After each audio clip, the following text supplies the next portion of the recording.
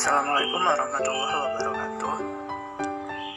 Perkenalkan, nama saya Askal Alvaro, NPM 2111030219. Di sini saya akan menyampaikan sedikit materi tentang taharah.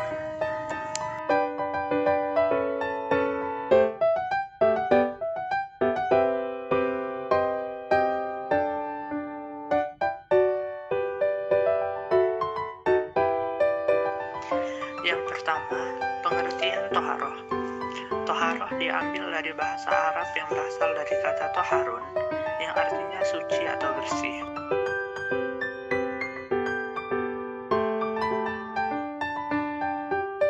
Menurut istilah, toharoh adalah bersuci dari hadas, baik hadas besar maupun hadas kecil. Toharoh juga bisa berarti bersuci dari najis yang meliputi badan, pakaian, tempat, dan benda-benda yang terbawa atau terdapat pada badan.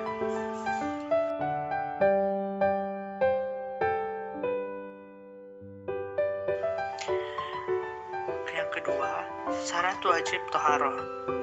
Setiap mukmin mempunyai syarat wajib untuk melakukan toharoh, karena toharoh sangat penting bagi kita sebagai umat Islam. Maka sangat penting juga untuk mengetahui syarat wajib untuk melakukan toharoh. Ada hal-hal yang harus diperhatikan sebagai syarat sahnya bertaharah sebelum melakukan perintah Allah Subhanahu wa Ta'ala. Syarat wajib tersebut ialah Islam, baligh, berakal sehat, masuk waktu untuk mendirikan sholat fardu, tidak lupa, tidak dipaksa,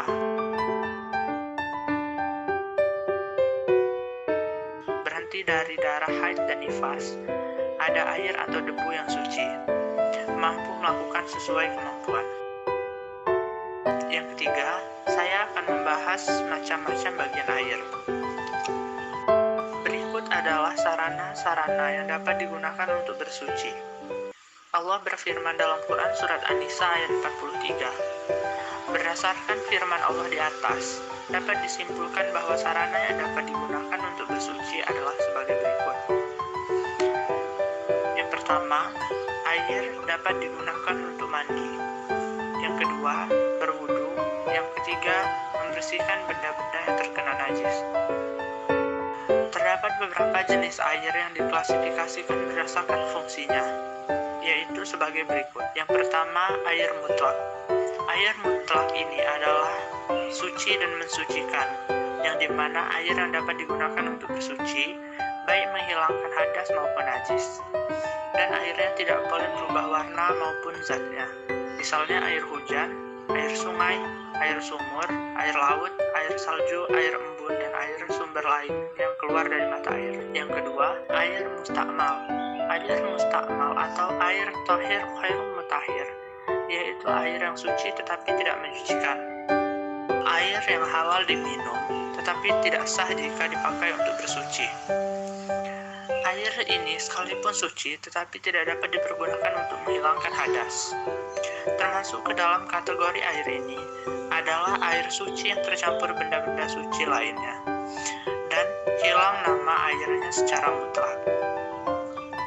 Contoh air suci tapi tidak menyucikan antara lain sebagai berikut: air kelapa atau air dari buah-buahan, air yang dikeluarkan dari pepohonan atau air nira, dan air suci yang tercampur benda-benda suci lainnya seperti air teh atau air kopi.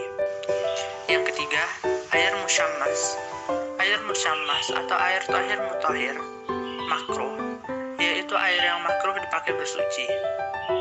Yang termasuk jenis air ini adalah air yang dijemur atau terkena panas matahari dan disimpan dalam bejana atau bak penampungan atau wadah besar yang bisa berkarat.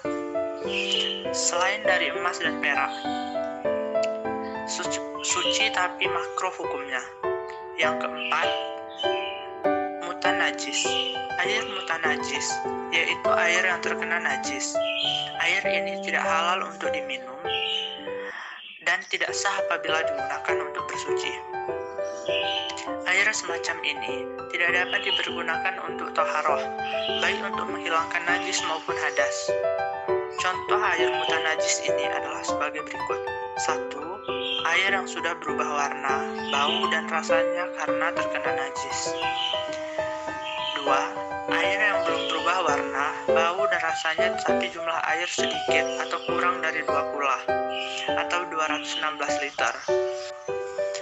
Hal ini diterangkan dalam hadis yang diriwayatkan oleh Ibnu Majah bahwa Rasulullah SAW bersabda, dari Abi Umamah Al-Bahili, semoga Allah meridhoinya, berkata, bersabda Rasulullah SAW, sesungguhnya air ini tidak dinajisi oleh satu pun kecuali yang mengubah atas baunya, rasanya, dan warnanya. Hadis riwayat Ibnu Majah, nomor hadis 541. Yang keempat, bentuk-bentuk taharoh. Di antara bentuk-bentuk taharoh antara lain, 1. Wudu. Wudu menurut bahasa berarti bersih, sedangkan menurut istilah syara berarti membasuh anggota badan tertentu dengan air yang suci yang menyucikan, atau air mutlak, dengan tujuan menghilangkan hadas kecil sesuai syarat dan rukunnya. Yang kedua, tayamum. Tayamum secara bahasa adalah berwudu dengan debu, pasir atau tanah yang suci karena tidak ada air atau adanya halangan memakai air. Tayamum menurut istilah adalah menyapakan tanah atau debu yang suci ke muka dan kedua tangan sampai siku dengan memenuhi syarat dan rukunnya sebagai pengganti dari wudu atau mandi wajib karena tidak adanya air atau larangan memakai air disebabkan sakit. Yang ketiga, mandi wajib. Mandi wajib disebut juga mandi besar, mandi junub, atau mandi janabat. Mandi wajib adalah menyiram air ke seluruh tubuh, mulai dari ujung rambut sampai ujung kaki, dengan disertai niat mandi wajib di dalam hati. Yang kelima, alat-alat yang digunakan untuk bertaharoh. Alat-alat yang digunakan untuk bertaharoh antara lain benda padat.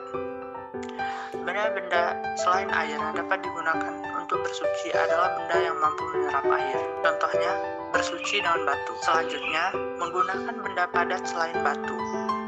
Selama belum menemukan air dan batu, kita dapat menggunakan benda-benda lain seperti tisu, ranting, dan dedaunan kering yang dapat digunakan untuk bersuci. Itulah yang dapat saya sampaikan. Mohon maaf apabila ada kesalahan. Wassalamualaikum warahmatullahi wabarakatuh.